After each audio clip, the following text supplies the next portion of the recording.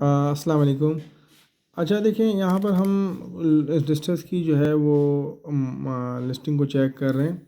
एक basic issue आता है कि हम दो के केस को रजिस्टर करते हैं, तो वो मतलब ये है कि वो आपके पास एनडीयू का केस बनता है। अब देखें, अगर मैं दो के केस को रजिस्टर करता हूँ और एक ऐसा आता है कि जैसे मस्जिद आती है, तो मैं अगर मॉस्क को देखूँ, मॉस्क आ रही है और इसमें अगर ये रेजिडेंस भी है, और या फिर मैं एक ऐसा केस देखता हूँ जिसमें एक बिल्डिंग है बड़ी। अर्बन के केस में हो सकता है 2 मंजिला बिल्डिंग हो, उसने नीचे 3 दुकानें निकाली हैं और ऊपर जो है वो रिहाइश मतलब है। इस तरह होता है अक्सर। तो इस केस में ये पूरा एक स्ट्रक्चर है, तो अब मैं इसको कैसे रजिस्टर कर सकता हूँ? तो मैंने ये पहले भी समझाई थी बात, दोबारा बताते हैं कि एक केस लेते हैं कि हम ऑलरेडी एक लिस्टिंग करते हुए आ रहे थे जिसका स्ट्रक्चर नंबर चल रहा था और यहाँ पे हमारे पास हाउस होल्ड नंबर चल रहा था।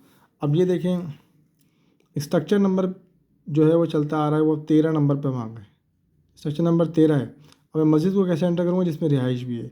तो मैं 13 को 2 दफ़ा लिखूँगा और पहले 2 लिखूँगा, पहले 1 नहीं लिखूँगा, क्योंकि एनडीयू तो एक दफ़ा ही लिखना है ना।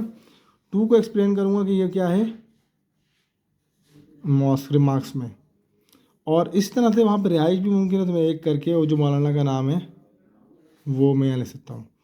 इसी तरह से मस्जिद के फ़ौरन बराबर में एक बड़ी बिल्डिंग थी, वो स्ट्रक्चर में दुकानें भी थीं और वो स्ट्रक्चर नंबर 14 होगा, और पहले मैं 2 लिखूँगा और उसमें लिखूँगा शॉप्स। अब 1 हैं, 2 हैं, 3 हैं, मुझे इससे गर्ज नहीं, शॉप्स हो गई।